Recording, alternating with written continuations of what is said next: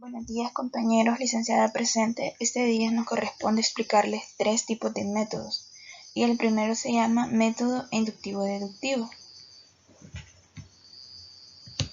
Vamos a comenzar con el primero. Comenzaremos definiendo qué es.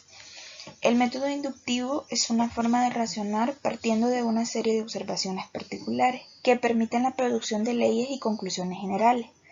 Este método parte de una hipótesis. ¿Y qué es una hipótesis? Es una proposición o enunciado que se considera cierto de entrada, aunque no haya podido probarse, y que por tanto constituye una especulación o una conjetura de trabajo, carente de información o refutación mediante la experiencia. Prosiguiendo con el siguiente, es el método deductivo. ¿En qué se basa este método? Es una forma de razonar y explicar la realidad partiendo de leyes o teorías generales hacia casos particulares. ¿Cómo es este método? Primero parte de una hipótesis, luego se dirige hacia una deducción, que no es más la acción de sacar una conclusión de los hechos naturales o generales o particulares. Luego llega lo que son las teorías, leyes y modelos, luego la contratación y por último se dirige a lo que son la inducción y pues esto se basa en lo que son los hechos y la realidad. La diferencia entre el método inductivo y el deductivo radica en la dirección del razonamiento para llegar a las conclusiones. Tanto en el método deductivo como en el inductivo son estrategias de razonamiento lógico, siendo que el inductivo utiliza premisas particulares para llegar a una conclusión general y el deductivo usa principios generales para llegar a una conclusión específica. En eso radica su diferencia. Ambos métodos son importantes. ¿Por qué? Porque en la producción del conocimiento durante una investigación científica es posible que se utilice uno u otro o una combinación de ambas, dependiendo del campo de estudio en el que se realice. En la actualidad, el método utilizado en las ciencias experimentales es el llamado método hipotético-deductivo. Ahora les voy a explicar lo que son las técnicas. ¿Y qué es una técnica? Es el conjunto de instrumentos y medios a través de los cuales se efectúa el método. Si el método es el camino, la técnica proporciona las herramientas para recorrer ese camino. ¿Cómo? La técnica propone las normas para ordenar las etapas del proceso de investigación, proporciona instrumentos de recolección, clasificación, medición y correlación y análisis de datos, aporta a la ciencia todos los medios para aplicar el método. De esta forma, la técnica es la estructura del método. Bien, en el método inductivo es aquel método científico que alcanza conclusiones generales, partiendo de hipótesis o antecedentes en particular. Este método suele utilizarse o basarse en la observación y en la experimentación de los hechos, mientras que el método deductivo es un tipo de razonamiento lógico que se hace a través de preguntas, actividades y manipulaciones. Va a proseguir mi compañera. El método inductivo, cuando se emplea como instrumento de trabajo, es un procedimiento que comenzando por los datos se acaba llegando a la teoría. Por lo tanto, se asciende de lo particular a lo general. La secuencia metodológica propuesta por los inductivistas es la siguiente: observación y registro de los hechos, análisis de lo observado, establecimiento de definiciones claras de cada concepto obtenido, clasificación de la información obtenida, formulación de los enunciados universales inferidos del proceso de investigación que se ha realizado.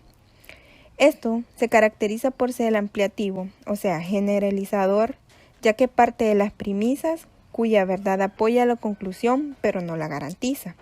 El pensamiento va de lo particular a lo general. Es ideal para lograr principios y a partir de ellos utilizar el método inductivo. Siguiendo este método, las investigaciones científicas comienzan con la observación de los hechos, siguen con la formulación de leyes universales acerca de estos hechos por inferencia inductiva y finalmente llegan de nuevo por medio de la inducción a las teorías. En el método inductivo pueden distinguirse 4 pasos esenciales. La observación, que ésta va de los hechos para su registro. La clasificación, que es el estudio de estos hechos. La derivación inductiva, que esta parte de los hechos y permite llegar a una generalización. Y por último tenemos la contrastación. Método deductivo. 2 objetivos fundamentales de la ciencia son dar respuestas válidas a preguntas significativas, así como realizar predicciones. Las explicaciones científicas deben cumplir 2 requisitos sistemáticos, el de relevancia y el de contractibilidad. La relevancia explicativa hace referencia que debe referirse a hechos que sean significativos para el asunto que se considere. Por lo tanto, una explicación no será científica si alude a hechos irrelevantes respecto a la cuestión a dilucidar. Las explicaciones, esta exige que puedan ser contrastadas empíricamente y por lo tanto que exista la posibilidad de confirmarlas o refutarlas. Uno de los objetivos fundamentales de la elaboración y contrastación de hipótesis, leyes y teorías es la explicación de hechos y de sus pautas o regularidades. Se trata de una argumentación lógica con proposiciones generales y particulares. Explicar un hecho es insertar el hecho en un sistema de entidades interrelacionadas por leyes. Existen criterios para juzgar la validez de ir de lo general a lo particular. El apoyo de estos criterios hacen que se puedan validar con mayor éxito las teorías o modelos investigadores. Objetivo. Porque buscar alcanzar la explicación adecuando el conocimiento a las características esenciales del objeto o fenómenos independientemente de nuestras apreciaciones personales. Lo trascendente. Aun cuando parte de los hechos, trata de llegar más allá de ellos mediante la elaboración de abstracciones y generalizaciones. Lo racional. Se funda en la razón, es decir, la lógica, lo cual sigue que parte que los conceptos, juicios y razonamiento y vuelve a ellos.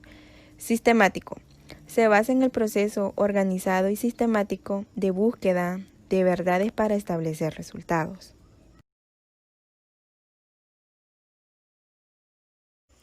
Un ejemplo del método inductivo es averiguar el resultado de la suma de los ángulos internos de un triángulo. Primero, se suman los ángulos internos de un triángulo y se anota que estos dan como resultado 180 grados. Luego, se realiza la misma actividad con otro triángulo y el resultado es el mismo, 180 grados. Se repite esta acción de observación y comparación de cada suma varias veces, donde el resultado va a continuar siendo el mismo. Cuando se reúne toda la información, se llega a la conclusión general de que los ángulos internos de un triángulo suman 180 grados. En otras palabras, a partir de esta serie de observaciones y su comparación, se concluye que esto seguirá ocurriendo. Otro ejemplo se da cuando se observa que todos los objetos que suben tienden a caer. Si se toma una serie de objetos, luego se les deja caer, se observa que cada uno de ellos cae hacia el piso. De esta forma, se llega a la conclusión de que debe de existir alguna propiedad o fuerza que hace que los objetos se atraigan entre sí. En este caso, la masa de cada objeto. Fue así que a través de este tipo de observaciones se estableció la ley de la gravedad. En el método deductivo se puede incurrir a conclusiones erróneas si las premisas no son verdaderas. Por ejemplo, considerando las siguientes premisas. La premisa 1, todos los hombres son malos. Premisa 2, tu abuelo es hombre. Conclusión, por lo tanto tu abuelo es malo. En este argumento es válido, pero sin embargo no es verdadero. Su validez radica en el hecho de que la conclusión está implícita en la premisa, pero la afirmación contenida en la premisa 1, todos los hombres son malos, no es una afirmación verdadera, ya que su veracidad no se desprende de la premisa, por lo que aún es necesario comprobarla. En este sentido, las conclusiones del método deductivo son válidas y correctas cuando las premisas también lo son. De la misma forma, si las premisas son verdaderas, la conclusión también lo será. Un ejemplo clásico del método deductivo tenemos como premisa 1, todos los hombres son mortales. Premisa 2. Sócrates es un hombre. Y como conclusión, por lo tanto, Sócrates es mortal. Es posible observar que en la conclusión se encuentra ya implícita en la premisa. Otro ejemplo puede cuando se piensa que los seres vivos y su genética, se sabe que todos los seres vivos poseen ADN, por lo que si en algún momento se va a analizar algún organismo vivo, de antemano se deduce que este organismo tendrá ADN. Y licenciada, compañeros, continuando con nuestra exposición, les hablaremos acerca del método de la moderación. Muy bien. Como teoría general del método tenemos los siguientes puntos. Para comenzar está la primera pregunta, que es ¿qué es el método de moderación?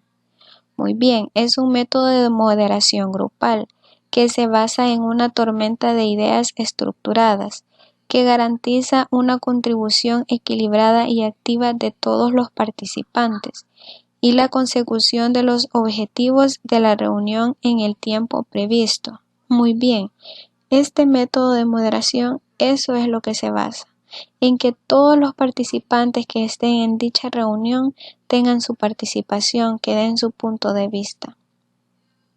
Como segundo punto tenemos la técnica utilizada en el método. Y la técnica que se utiliza en este método de moderación es el metaplan. El metaplan lo que nos dice es que siempre en cada reunión, en cada debate, en cada situación va a haber un moderador que se va a encargar de que todos los participantes estén activos y den su punto de vista. Muy bien. ¿Y por qué es útil este método del metaplan? Dice de que porque es una reunión dinámica mediante la técnica de metaplan, se inicia con una discusión por escrito. ¿Por qué una discusión por escrito? Porque nosotros sabemos que en cualquier parte donde se haya que investigar algo o se encuentre un problema, siempre en trabajo, en universidad o donde sea, hay personas que no les gusta participar por miedo a equivocarse, por miedo a burlas, etc. Entonces, este método lo que hace es una discusión por escrito como primer punto. En tarjetas, el moderador les da a cada quien y les dice que escriban su opinión. Pero todos tienen que ser activos, o sea, todos tienen que dar su propia opinión acerca del tema en cuestión. Tras anunciarse el tema de debate, se establecen unos minutos de reflexión en silencio, al objeto de que cada participante escriba su propuesta en tarjeta anónima, sin estar condicionados por la opinión del grupo. Como les dije anteriormente, el moderador aquí tiene un rol muy importante, que todos los participantes den su opinión por anónimo y que nadie juzgue ni nada, o sea que cada quien va a decir esta es mi opinión, pero no va a saber las demás personas quién la escribió. A continuación, el moderador pone en común todas las ideas en un panel y luego, a la vista de todas las ideas surgidas, se celebra una discusión abierta que conduce hasta la conclusión del debate. Muy bien, cuando ya se tienen toda esta lluvia de ideas, cuando cada participante ha dado su punto de vista, ya el moderador pone en el panel todas las ideas de cada participante y ahí empieza el debate, porque sabemos que no todos van a tener la misma opinión y así van a llegar a la solución y conclusión de dicho problema. Muy bien, como siguiente punto tenemos quién dirige el método del metaplan. El método del metaplan requiere un moderador entrenado. Como les dije anteriormente, este método en eso se basa, en que haya un moderador que vele porque todos los participantes estén activos, cuyas funciones principales son las siguientes. Como primera tenemos definir la secuencia del debate. Él es quien organiza y dice vamos a empezar así y vamos a terminar acá. Él es quien dice cuándo y cómo se va a iniciar y se va a terminar. Él organiza todo el debate. desde la hora de entrada hasta la hora de salida y desde el primer punto a ejecutar hasta la conclusión. Como segundo punto tenemos distribuir los turnos de palabra. Como les dije anteriormente, cuando ya empezó el debate y ya se dio esa lluvia de ideas anónimas, el moderador empieza a decir, esta y estas son las ideas surgidas. Y él dice, cuando ya todos quieren hablar, él se va a encargar de que cada participante dé su opinión y que sea escuchado por todos y que no todos estén hablando al tiempo, sino que cada quien dé su punto de vista y que todos lo escuchen para así poder llegar a una conclusión. Como tercer punto tenemos facilitar el entendimiento entre los participantes, proporcionando que se debatan ideas y no enfrentamientos entre personas. Esto es bien importante porque, como les dije anteriormente, no todas las personas en un debate, en una reunión, en un problema a investigar tienen la misma opinión, sino que cada quien tiene ideas diferentes. Entonces acá el moderador juega un papel bien importante porque él se encarga de que todos den su punto de vista, pero sin que hayan ofensas y que se discuta el tema y no hayan agresiones entre participantes. Y como cuarto punto tenemos gestionar el tiempo previsto para cada tema objeto de la reunión. Como nosotros sabemos, en todo tema de investigación, de todo tema, siempre hay diferentes puntos. Entonces el moderador es quien se encarga de decir, para este punto vamos a tener tanto tiempo, para este otro este tiempo, y de que todo, o sea, que ese tiempo se respete y que todo se salga exactamente como estaba planeado para que así se llegue a la conclusión que se necesita en el tiempo que se necesita. Muy bien, los métodos de soporte que utiliza de forma sistemática la moderación para que todos los participantes puedan estar activos, para que todos los participantes puedan ver la lluvia de ideas, son los siguientes. Tenemos paneles, tenemos flipcharts y distintos materiales para trabajo en grupo, como por ejemplo tarjetas, rotuladores, etc., con los que se facilita la participación entre los integrantes de la reunión. Esto lo que permite es que cada participante dé su opinión y que sea vista por todos. Muy bien, ya las técnicas utilizadas en el método de moderación que se van a llevar ya en el momento de la ejecución son las siguientes. Como primer punto tenemos la presentación. Esto es bien importante que el moderador como primer punto dé la presentación de cada participante de la reunión para que no se sienta como que se está con un extraño, sino que se sepa quiénes son las personas que están y darán la opinión acerca del problema en cuestión. Como segundo punto tenemos el cuestionario de intereses y expectativas. Al inicio de la reunión, el moderador pregunta a los participantes sobre sus expectativas al respecto. ¿Qué respuestas y soluciones a problemas esperan encontrar y cómo desean que se desarrolle la reunión? Esto siempre el moderador lo hace como al principio de la reunión para que todos empiecen como a familiarizarse y no haya tensión durante la continuación del debate ya cuando se esté ejecutando el problema. Como tercer punto tenemos la ponderación del tema. Esto es bien importante y tiene que respetarse. Aquí es donde el moderador dice, hay tanto tiempo para que escriban sus ideas, tanto tiempo para que yo las diga a los demás, tanto tiempo para sus opiniones. Esto es bien importante de respetarlo porque así se va a llegar en el tiempo que se necesita a la solución del problema. Como cuarto punto tenemos la lluvia de ideas. Acá es donde cada participante en la reunión debe de dar su punto de vista acerca de la solución, acerca del problema, etc. Esto es bien importante porque, como se los dije anteriormente, todos, absolutamente todos tienen que dar su opinión. Este método se basa en eso, en que nadie va a decir yo tenía esto, pero por miedo no lo dije. No, acá todos tienen que participar. Y como quinto punto tenemos la valoración de los resultados como las conclusiones. Acá todos los participantes tienen que estar satisfechos. Por eso es bien importante que se respeten los puntos anteriores, porque ya cuando se llega a la conclusión o solución del problema, todos los participantes tienen que estar de acuerdo. No es que nadie va a quedar como de que digan no, mejor se hubiese hecho de esta forma, no. Por eso antes se primero dan toda la lluvia de ideas, después se da la ejecución de estas y ya después las conclusiones, para que cada participante quede satisfecho con la decisión tomada. Instrumentos que se utilizan en la moderación. En todo proceso de moderación, la comunicación es uno de los elementos.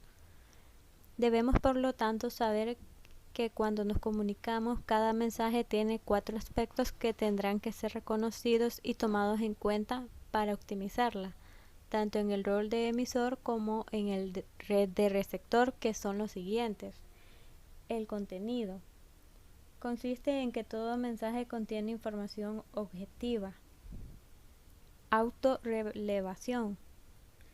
Cada mensaje guarda no solo información sobre conductas objetivas transmitidas, sino también información sobre el emisor. El siguiente es la relación. Es un mensaje que puede también revelar en qué posición se encuentra el emisor en relación al receptor y qué piensa de éste. Apelación. En la mayoría de los casos, un mensaje no es simplemente transmitido frecuentemente unido a la intención de influir sobre los demás. El emisor quiere que su mensaje sea comprendido y logrado un resultado.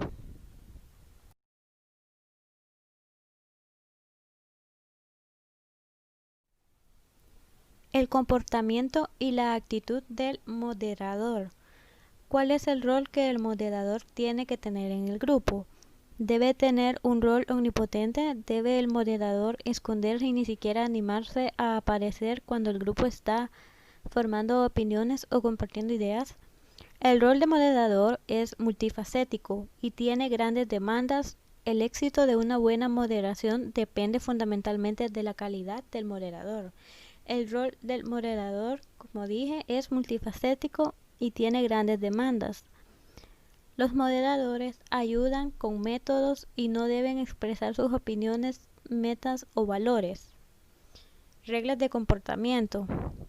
Los moderadores ayudan con métodos y no deben expresar sus opiniones, metas o valores. Hay algunos axiomas a tener en cuenta para una buena moderación, y los cuales son los siguientes. Refiérase a sí mismo como yo, no utilice el nosotros. Esta regla te dice al moderador y a los participantes que asuman responsabilidad por lo que dicen y hacen. Esta actitud es esencial, ya que como moderador es importante separarse de las demandas, sentimientos y juego de los demás y del grupo en general. Mantenga el grupo en movimiento. Como moderador, usted acompaña y sirve al grupo.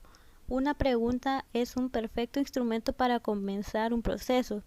Las conclusiones, por otra parte, meramente describen el estatus que los participantes traen consigo, todo lo necesario para el proceso de moderación, sus propias experiencias, opiniones, sentimientos y sus personalidades. Se necesita solo un pequeño toque para poner un proceso en marcha. Debe de examinar la actitud hacia los participantes. Todas las personas llevan consigo un conjunto de comportamientos, actitudes y creencias. Expresamos todo esto a través de la comunicación verbal y no verbal. Es muy importante tener esto presente para una buena moderación.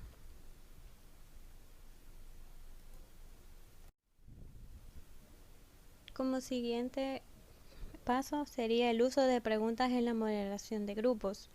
Para involucrar a los participantes de manera activa durante una moderación, Se necesitan preguntas. Lo importante es que sean los propios participantes y no el moderador quienes contribuyan con la información necesaria. Las preguntas traen impulso, ponen procesos en movimiento y revelan soluciones así como respuestas. A través del uso de preguntas se inician discusiones y se presentan opiniones. Es importante hacer preguntas que vayan en una dirección determinada para guiar al grupo en su discusión. Las preguntas deben formularse de tal manera que inicie y se mantenga activa una discusión. Cada participante pueda contribuir con su experiencia y conocimiento. Las preguntas estén orientadas hacia una meta. Para la formulación de preguntas se presentan algunas reglas para ser observadas. Literal A. Haga preguntas abiertas.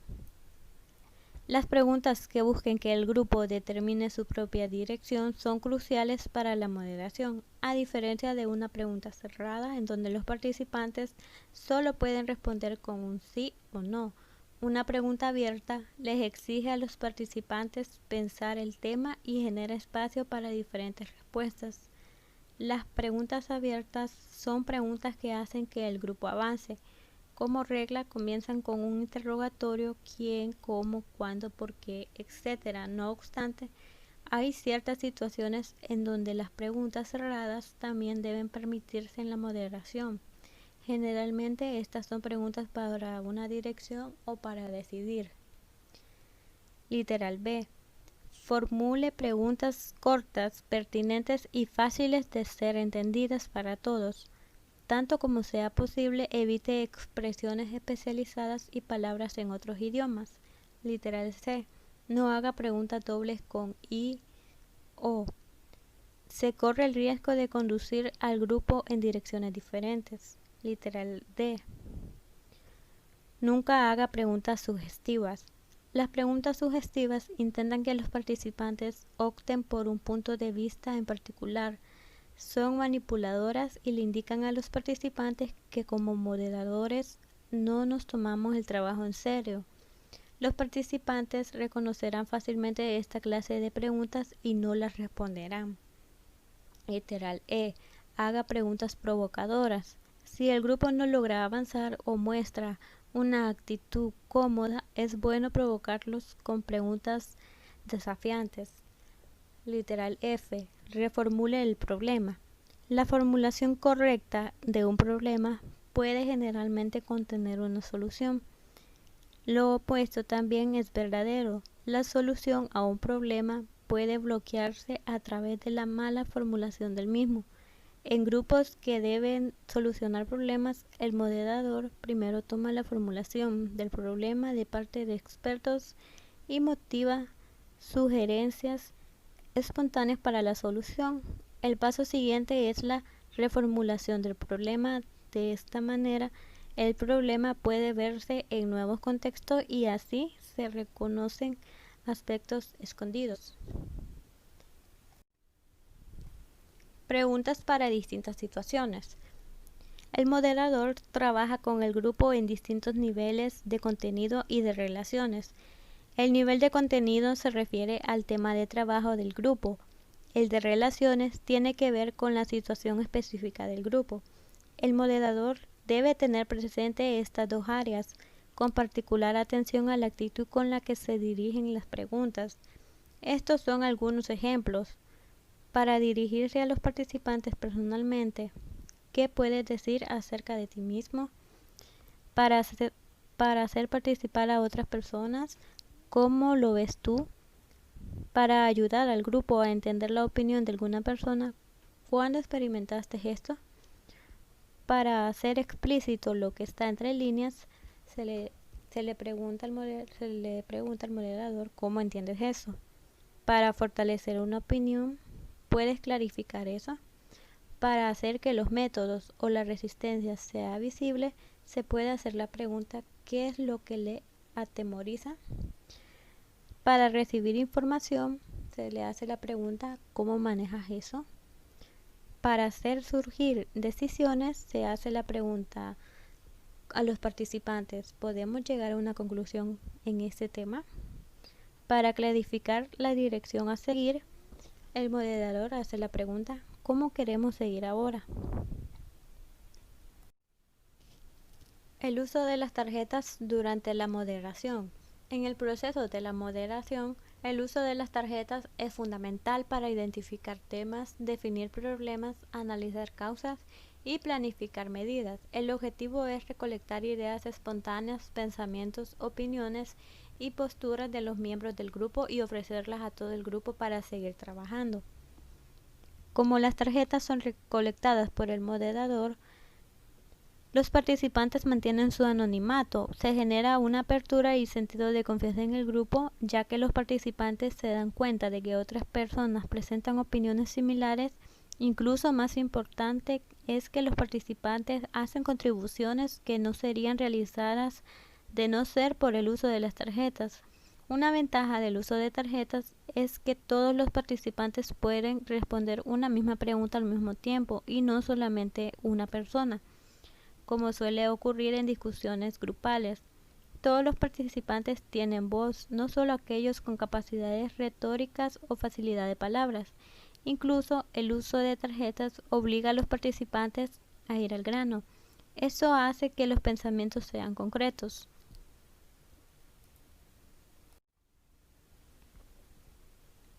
Recomendaciones sobre el uso de tarjetas. Utilizad una tarjeta por cada idea.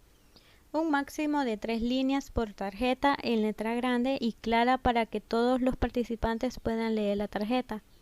Algunas ventajas del uso de tarjetas son: todos contribuyen individualmente y las opiniones no se ven influenciadas. Cada uno de los participantes tiene tiempo de reflexionar. Se mantiene el anonimato. Si algo se menciona más de una vez, queda evidenciado. Se llega a resultados en poco tiempo. Los resultados aparecen documentados. Se recomienda el uso de tarjetas cuando se desea el anonimato entre los participantes, cuando es necesario evitar que una persona lidere la opinión del grupo o genere una fuente influencia sobre los demás, para generar un proceso creativo, cuando se necesita reconocer opiniones compartidas.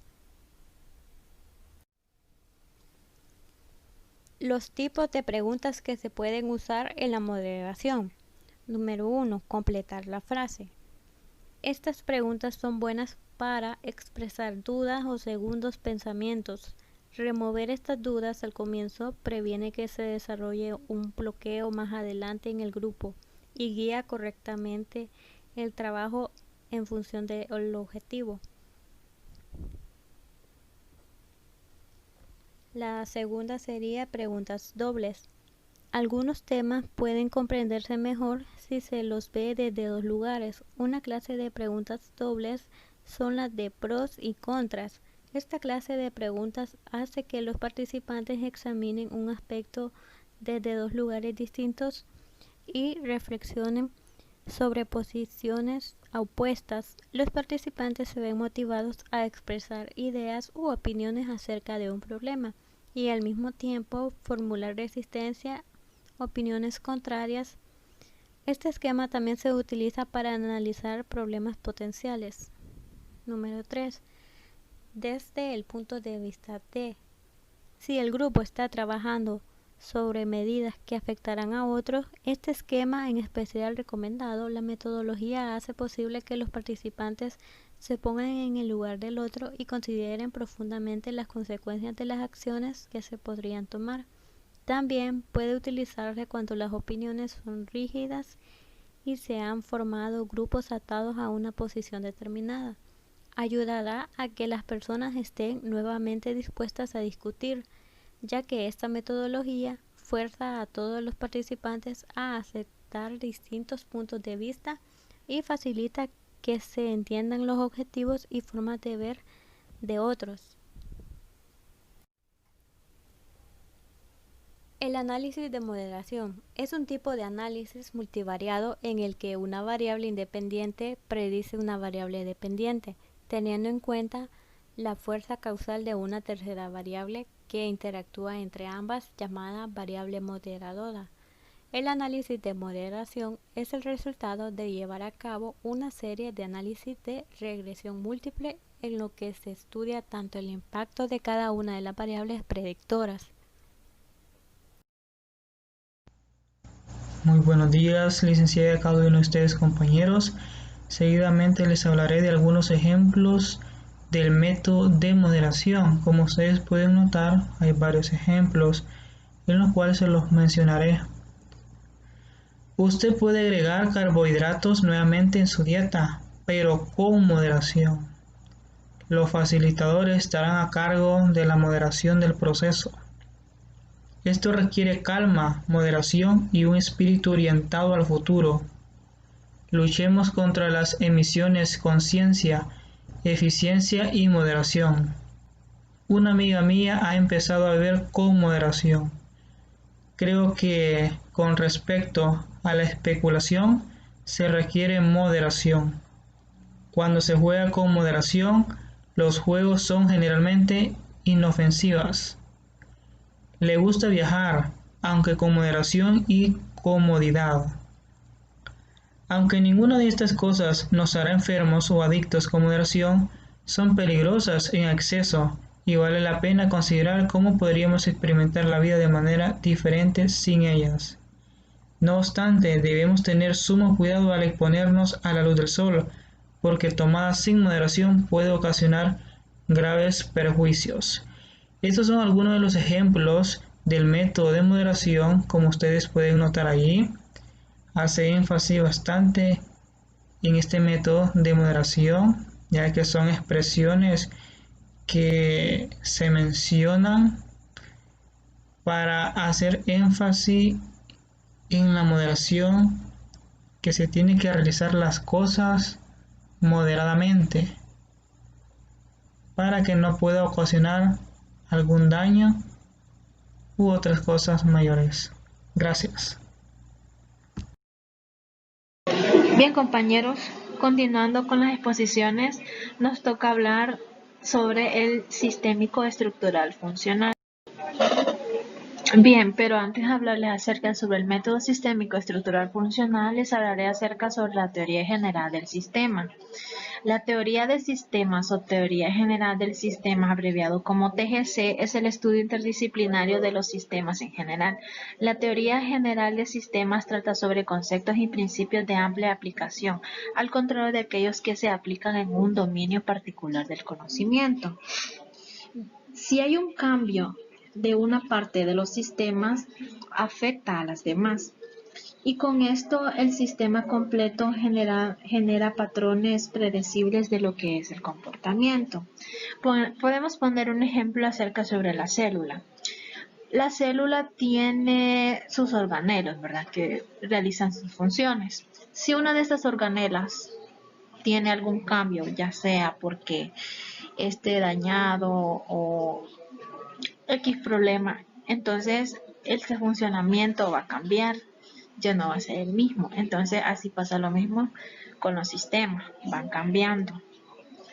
¿Cuál es el propósito? Es estudiar los principios aplicables a los sistemas en cualquier nivel en todos los campos de la investigación. Un sistema se define como una entidad con límites y con partes interrelacionadas e interdependientes cuya suma es mayor a la suma de sus partes.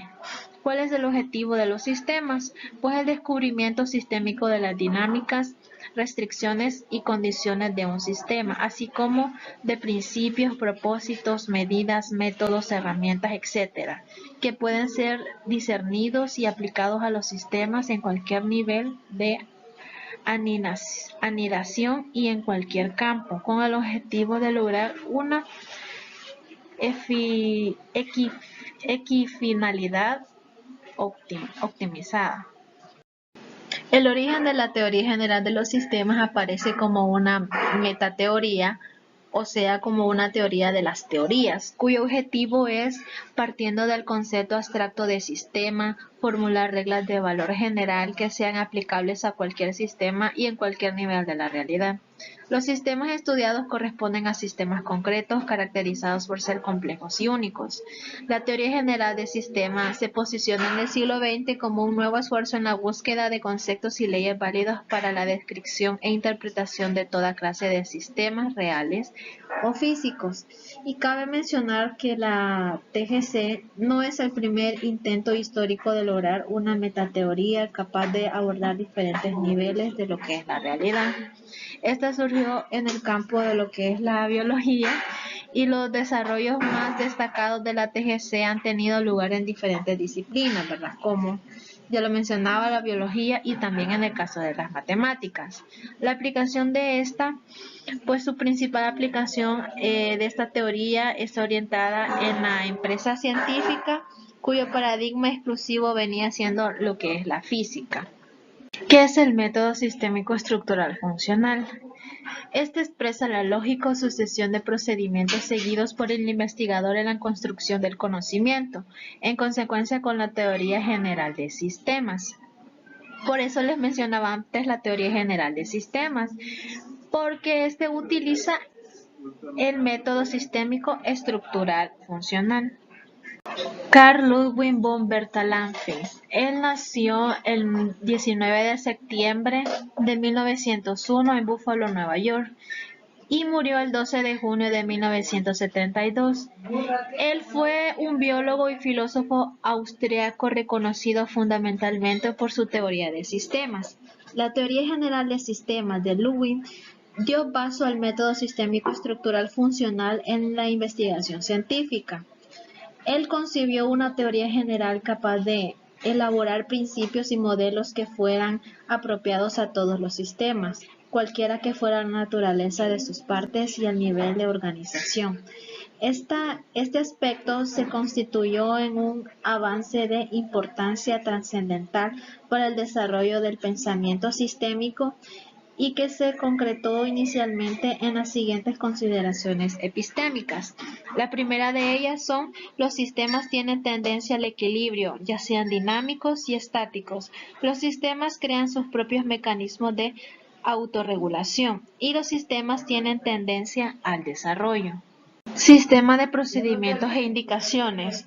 Son sistemas de procedimientos e indicaciones porque van aplicados por el sujeto en dependencia de la naturaleza del objeto, porque también es considerado los presupuestos epistemológicos característicos del objeto, porque se va considerando la hipótesis que se elabora y porque van teniendo en cuenta la diversidad de las tareas que se realizan. Como vemos en este cuadro, vemos dónde va ubicado el método sistémico estructural funcional, y este va ubicado sobre los métodos para la construcción del conocimiento. Como se decía anteriormente, estos métodos prácticamente se construye el conocimiento, se va construyendo la investigación, ¿verdad? Siempre con un orden lógico científico. Y pues el sistémico estructural funcional también pues contiene reguladores esenciales, ¿verdad? Que pues nos van guiando lo que se debe de hacer y lo que no se debe hacer al momento de la realización o la construcción de lo que es este conocimiento científico. Bueno, continuaremos hablando acerca de las características del método. Son 5 características centrales. La primera es la integralidad, que esto es el patrón de organización único. Las 2 es la historicidad, que es el surgimiento por factores constitutivos o permanentes. La tercera es la dinamicidad, que es la biología de componentes e interrelaciones como una flecha de tiempo. La 4 es la causalidad circular. Esto es la no linealidad de las interdependencias. Y la número 5 es la apertura entre sistemas. Estos son las interpenetraciones. La lógica del método sistémico estructural funcional se desarrolla a través de los eslabones del proceso de investigación, mediante los procedimientos del método. El procedimiento. El primer eslabón es el de la caracterización epistemológica y praxeológica del proceso, o sea, del objeto. Aquí se va a determinar el problema, el objeto y objetivo de la investigación, el campo de acción e hipótesis a partir de los datos fácticos, causales, teóricos y tendenciales. El siguiente paso o el segundo eslabón es el de la elaboración del objeto transformado y el instrumento. Aquí se va a identificar los componentes del sistema, se va a determinar la recursividad y la jerarquía del sistema, caracterizando la estructura y la naturaleza de los componentes y del sistema mismo. Se va a determinar las relaciones entre los elementos componentes de la estructura e identificación del objeto del sistema. Se va a determinar las funciones del sistema en su relación con la estructura como primera aproximación. A partir de aquí se pasa a la determinación de las categorías del método sistémico estructural funcional. Bien, en el segundo paso o en el segundo eslabón también se va a determinar el sistema o modelo definitivo. Una vez establecidas las regularidades del sistema, se modela definitivamente teniendo en cuenta las relaciones integradoras entre los elementos componentes. El aporte teórico queda constituido por el sistema de regularidades, la estructura y las funciones, donde las regularidades dan cuenta de la coherencia entre la estructura y las funciones del sistema. El tercer eslabón es el de la elaboración del instrumento. Aquí se va a determinar el tipo de instrumento a partir del objeto transformado. A partir del aporte teórico u objeto transformado se determina el tipo de instrumento más adecuado para su aplicación en la realidad, que debe ser coherente con las categorías del método sistémico estructural. El siguiente es la determinación de los métodos y procedimientos. Aquí se determinan los diversos procedimientos según las regularidades del aporte teórico y en correspondencia con la categoría sistémica. El siguiente es determinar la integridad del instrumento. Se va a valorar la coherencia de los procedimientos en la búsqueda de una integridad como sistema, así como la armonía interna de la lógica de los procedimientos. ¿Cuál es el análisis del método? El procedimiento aplicado en sociología con fines de investigación correlacionada de los cambios sociales que se producen en los marcos de un sistema social determinado. El análisis estructural funcional se basa en la tesis relativa a la funcionalidad de todos los hechos de la vida social, es decir, en la tesis de que todo fenómeno debe ser tomado e investigado en relación con la función que necesariamente cumple en el sistema de otros fenómenos, como es la estructura y función. Esto está ligado a la aplicación de la metódica concreta y la técnica que incluye procedimientos de análisis cuantitativo de investigación de ciertos fenómenos sociales y sobre todo de la estructura de diversos grupos pequeños, como por ejemplo un grupo social. Bien, el siguiente ejemplo que se presentará es acerca del método sistémico estructural funcional aplicado en la educación. El enfoque sistémico hacia el modelo teórico sistémico estructural funcional del proceso de enseñanza sistémico comunicativa de la actividad de comprensión de lectura. El enfoque sistémico permitió elaborar el modelo teórico sistémico estructural funcional del proceso de enseñanza como un instrumento para optimizar la jerarquía, estructura y relaciones funcionales del sistema, como características del enfoque sistémico, así como para distinguir la interacción sistemática del alumno con el modelo. A partir de estas características del enfoque sistémico de la jerarquía, la estructura y las relaciones funcionales del sistema, se establece la matriz de la enseñanza sistémico-comunicativa de la actividad de comprensión de lectura, en la cual se distinguen como invariantes los siguientes componentes estructurales y funcionales. Bien, la matriz la componen como invariantes de la estructura de la enseñanza las tríadas que son el problema, objeto, objetivo y objetivo, contenido y método, con énfasis en esta última y en su desarrollo por los niveles de comprensión, niveles en progresión y dimensiones en profundidad y por los eslabones del proceso. Los componentes de la invariante de la estructura se precisan de la siguiente manera. El problema que colocan es el desarrollo insuficiente de la habilidad de comprensión de la lectura. El objeto que plantean es el proceso de enseñanza-aprendizaje de la actividad de comprensión de lectura como un sistema, y el objetivo que plantean es la formación y desarrollo de la habilidad generalizadora como habilidad conformadora del desarrollo de la persona. Bueno, esta ha sido la participación del grupo número 4.